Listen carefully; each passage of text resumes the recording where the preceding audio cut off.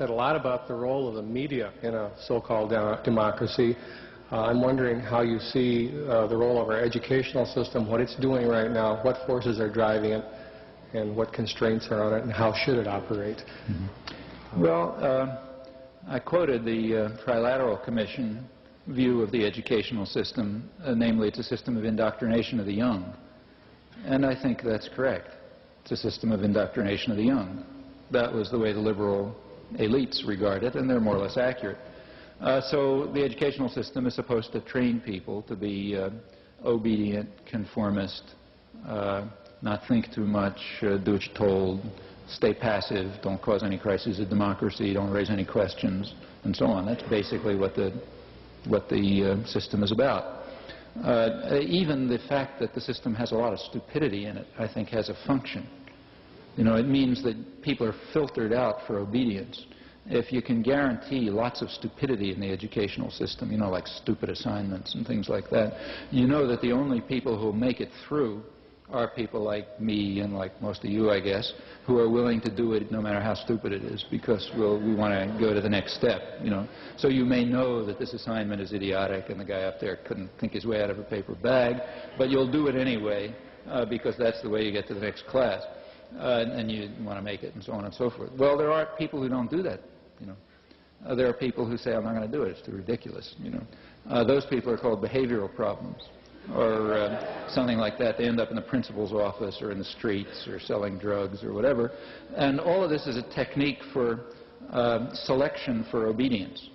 And I don't know how to prove this, but I have a feeling that when you go to the elite universities, you find more obedience and conformity, probably because you're getting the students who were better able to do it.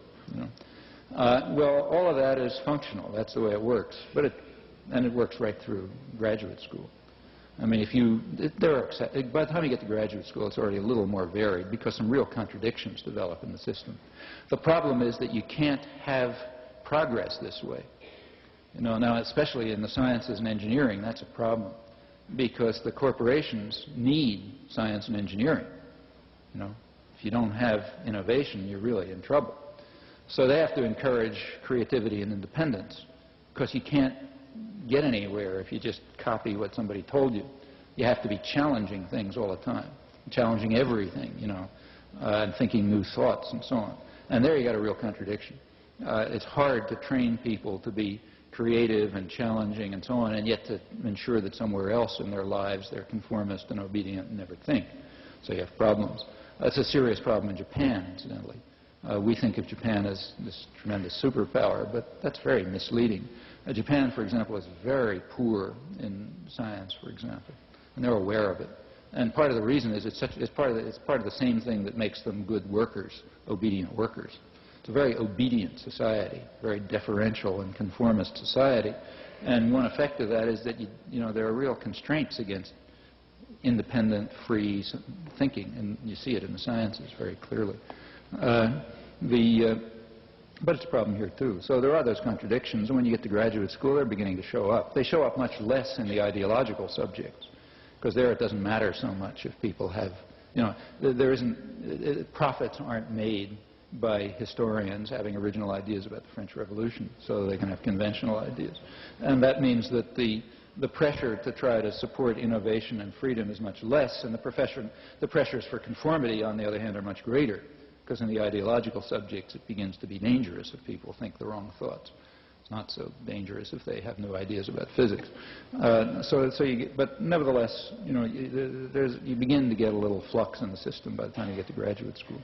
And even at lower levels, you find it. I mean, there are teachers who do stimulate thought, and sometimes they get away with it. And all the way through, you know, if people are learning things, you just can't control, you can't make them just regurgitate what they heard. Now, there's a lot of pressure to turn the schools into the Marine Corps, and there's a lot of support for it. For example, there's this bestseller last couple of years by Alan Bloom. That was all over the supermarkets, Closing of the American Mind, you know, huge bestseller, supermarket racks, which is where I read it, and things like that. Well, you take a look at what he's saying, And there was plenty, a lot of enthusiastic accolades for it and so on. He was saying that a couple of us smart guys will decide what the great thoughts are, and every student will memorize them. And that's education. Okay. Well, that's a way to turn people into pure automata. Even if they happen to pick the great thoughts, there is no way less likely to get anybody to think about those thoughts than to make that the curriculum. That finishes them off, and I think that's the purpose, really. The purpose is just to impose authority, Here's the great thoughts. All this other stuff is rubbish. Just learn those and you're okay. I'll pick them. You memorize them. That's basically the line. Now, of course, that's the opposite of education. That's the way you study Talmud or something like that. But it's very popular, and I think it reflects the same concern over the crisis of democracy. In fact, Bloom himself was extremely. The incident that really got to him was a case in Cornell, where he was a professor, where some black students took over one of the buildings. And he said that's just like the Nazis, it's back to the Nazis. He has a whole business about the Nazis and so on and so forth. Well, you take a look at what happened in that. He doesn't tell you what he thought and he says the faculty capitulated, just like Heidegger capitulated to the Nazis and so on. What actually happened, if you look back, is that there were real grievances. Undoubtedly, the students shouldn't have done what they did and go into the building with guns and so on, but it was settled very amicably. It was settled amicably. Nobody was killed. The grievances were to some extent dealt with, and the net result was better than it was before.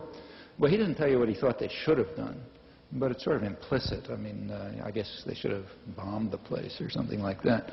But that's what really set him off. And in general, what set many people off was the 60s are now described in the literature as if it was a time when students were running around burning libraries and destroying the foundations of civilization and so on.